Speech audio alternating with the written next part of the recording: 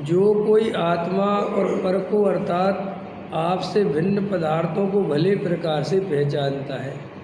तो कल अपन ने पहचानने पे चर्चा करी थी कि दो प्रकार के लक्षण होते हैं, एक आत्मभूत लक्षण और एक अनात्मभूत लक्षण।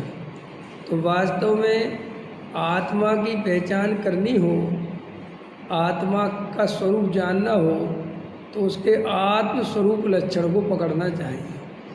जैसे अपन दुनिया में वस्तु के स्थायी लक्षण को पहले पकड़ते हैं, बाकी के जो लक्षण हैं वे परिवर्तनशील होते हैं। जैसे नींबू का मुख्य गुण क्या है? खटास। समझ में आया? चीनी का गुण है मिठास। तो जो उसका आत्मभूत लक्षण है कि आप चीनी से कभी भी मिठास अलग नहीं कर सकते, नींबू से खटास अलग नहीं कर सकते। बाकी जो पीलापन है, तो पीली बहुत सारी चीज़ें होती हैं। समझ में आया? तो आप ऐसे नहीं समझ सकते। दुनिया में अपन स्थायी लक्षण खोजते हैं। तो ऐसे ही वास्तव में पुद्गल का स्थायी गुण क्या है? स्पर्श रस गंध वर्ण, ये उसके आत्मभूत लक्षण हैं। अगर कोई भी वस्तु है और उसमें स्पर्श रस गंध वर्ण है तो वो पुद्गल है। ठीक है? ऐसे ही जीव का लक्षण क्या है? चेतना लक्षण। जो चेतता है, अनुभवता है, महसूस करता है, जानता है, देखता है, जिसके अंदर फीलिंग्स है, वो जीव है। तो अपन कौन है? मैं कौन हूँ? कि मैं दो चीज़ों के रूप में दिखाई देता हूँ, एक तो शरीर और एक अंदर वो चेतन तत्व। माने ये जो अवस्था है असमान जाति पर्याय बोलते से।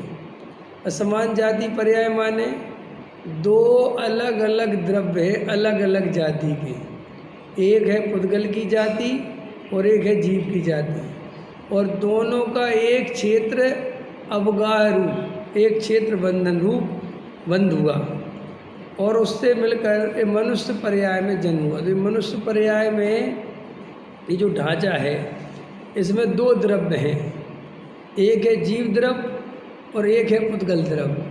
लेकिन दोनों के क्षेत्र अवगाह है, और आत्मा है अमूर्तिक, और शरीर है मूर्तिक, और देखता है आत्मा और दिखता है पुद्गल। मुझे देखने का काम कौन करता है? जानने का काम कौन करता है? आत्मा। समझ में आया कि नहीं आया? लेकिन दोनों के काम अलग अलग हैं। लेकिन आत्मा इंद्रियों के माध्यम से उसके ज्ञान का व्यापार होता है। अब इंद्रियों की जो कमजोरी है, वो इंद्रियों की स्थिति जो है वो बाहर की तरफ खुलती है। तो एक तो ये भ्रम होता है कि जैसे आँख जानती है, नाक सूंघती है, क्योंकि ऐसे कान बंद कर लो तो सुनाई नहीं देता, तो सुनने वाला कौन दिखाई देता है? कान। आँख बंद कर लो तो दिखाई नहीं देता, तो देखने वाला कौन दिखाई देता है? आँख। अगर किसी की जबान काट दो तो बस स्वाद नहीं आएगा, तो स्वाद लेने वाला कौन दिखता है? तो ऐसे अपन को ये पांचों इंद्रिय बहुत प्रिय होंगे, क्योंकि अपन इन पांचों इंद्रियों को ही सारे सुख दुख का कारण समझते हैं। कि अगर ये कान सुनाई नहीं देगा तुम्हारी ज़िंदगी बेकार, दिखाई नहीं देगा तो सब बेकार। तो आँख कान नाक देखते जानते हैं, ये मान्यता बनती चली जाती है, और इंद्रियों से केवल और केवल पुद्गल दिखाई देता है, चेतन तो दिखाई देता नहीं। और बाहर में जो कुछ है वो सब पुद्गल है। नहीं समझ में आया? जैसे मैं आपको भी देख रहा हूँ तो आपका पुद्गल देख रहा हूँ, आत्मा तो आपका मुझे दिख नहीं रहा। तो चारों तरफ अपन पूरी जिंदगी भर केवल और केवल पुद्गल से परिचित होते हैं, और वो आत्मा अंदर बैठा जो ज्ञायक तत्व है वो ही सब कुछ देख रहा है, लेकिन वो खुद को नहीं देख रहा है कि मैं कौन हूँ, ये शरीर में हूँ, ये नहीं देख पा रहा। बस तो वो देखने पर। अब ये देखना ये संसार कैसे चलता है, और वो पर द्रव्य से ही सुख दुख आता दिखाई देता है कि मकान बन गया तो सुख हो गया, नहीं है तो दुख हो गया। हालांकि अलग बात है, अगर होश पूर्वक रहे तो देखता है कि पहले नहीं था तब होने का दुख था, अब हो गया तो और बड़ा होने का दुख हो गया, बड़ा हो गया तो और बड़ा होने का दुख हो गया, अथवा कोई मेंटेन करने का दुख हो गया।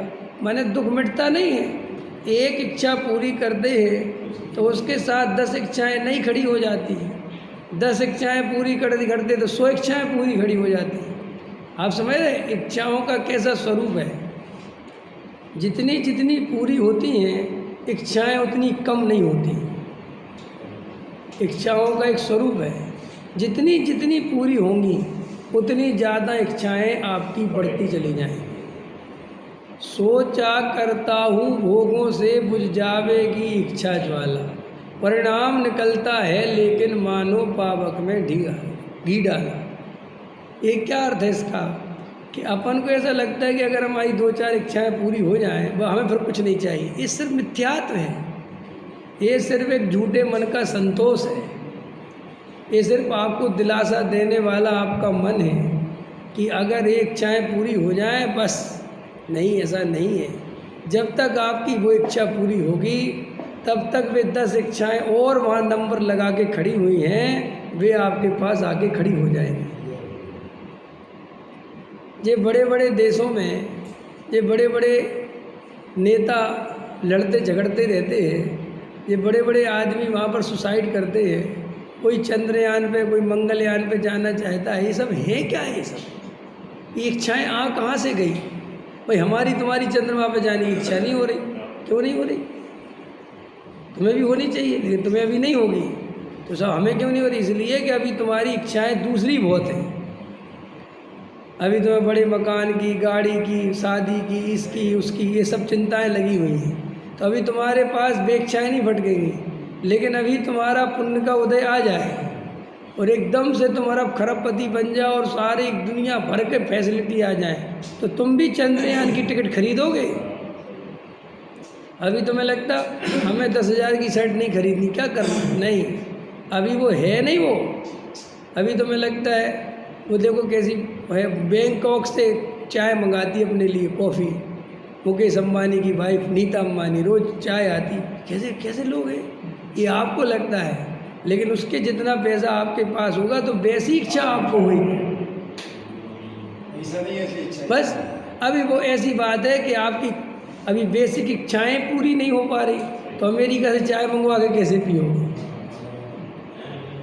आया समझ में कि नहीं समझ में आया? तो अभी श्री गुरु कहते हैं कि तुम ये मान्यता तो छोड़ ही दो कि ऐसा काम बन जाएगा तो बस हम सुखी बुखी नहीं होना है। ये तो तुम्हें जो इच्छा उत्पन्न हो गई है इससे तुम्हें बहुत आकुलता हो रही है, और वो आकुलता की पीड़ा सही नहीं जा रही। तो तुम वो सोच रहे कि जे काम बन जाए तो जे आकुलता मिट जाए। हाँ, वो मिट जाएगी, लेकिन उससे बड़ी उसका बाप दूसरी आकुलता फिर आएगी। संसार विषय सुख होता तो तीर्थंकर क्यों त्यागे, काहे को शिव साधन करते संयम सो अनुरागे। अगर संसार में सुख होता, अगर इच्छाओं को पूरा करते करते जीव सुखी हो जाता, तो महापुरुष महापुण्यशाली तीर्थंकर परमात्मा इस संसार छोड़कर दीक्षा नहीं लेते, वन जंगल नहीं जाते। अरे संसार में सुख है ही नहीं। इसलिए जब तुम्हें कोई इच्छा परेशान कर रही हो और तुम्हारे मन में ऐसा भाव आ रहा हो कि बस ये काम हो जाए, तो अपने इतिहास को उठाकर देखना कि इसके पूर्व में मैंने ऐसे हजारों काम सोचे हैं। कितने काम सोचे? हजारों। कि भाई ये काम बन जाए बस फिर कुछ नहीं चाहिए, ये काम बन जाए फिर कुछ नहीं चाहिए। जब मैं 10वीं पढ़ता था तो भगवान से कहता था, भगवान बस 10वीं में पास करा दो, और फर्स्ट डिवीज़न से करा दो तो कहने ही क्या, और कुछ नहीं चाहिए। माने क्यों? उस समय उतनी ही इच्छा सब कुछ थी। अभी ये छोटे छोटे बच्चे होते, इनसे पूछो क्या इच्छा है, बस एक बार स्कूल में नंबर 1 आ जाए देखो उसकी इतनी इच्छा है। अब अपन को लगता है देखो ऐसा नहीं है, वो तो अभी उतने दायरे में है तो वैसी इच्छा है। संसार में कभी भी दुख नहीं मिटता, याद रखो। आप और हम बुढ़ापे में घिसट घिसट के मर जाएंगे, लेकिन ये इच्छाएं नहीं मिटती। कि सब आप कहोगे बुढ़ापे में क्या इच्छा, अरे बुढ़ापे में ये बुढ़ापे का दुख ये मिट जाए, यही इच्छा इतनी होती है कि पूछो मत भैया। बाकी तो सब ठीक है, अब ये घुटने काम नहीं करते। अब सारा सुख एक तरफ और घुटने का दुख एक तरफ। आप संसार में कैसे सुखी होने की कल्पना करते हो? आचार्य कहते किस आधार से करते हो? तो इच्छाओं के सागर में प्रभु गोते खाता आया हूँ। तो भैया इच्छाएं तो एक नहीं है, अनंत हैं। और कभी भी इच्छाओं के पीछे बहुत ज़्यादा पागलपन नहीं करना चाहिए, क्योंकि आपको लगता है कि ये हो जाएगा, वो तो बहुत अच्छा। ऐसा कुछ नहीं है भैया, सब हो जाएगा तो भी दुख नहीं मिटेगा।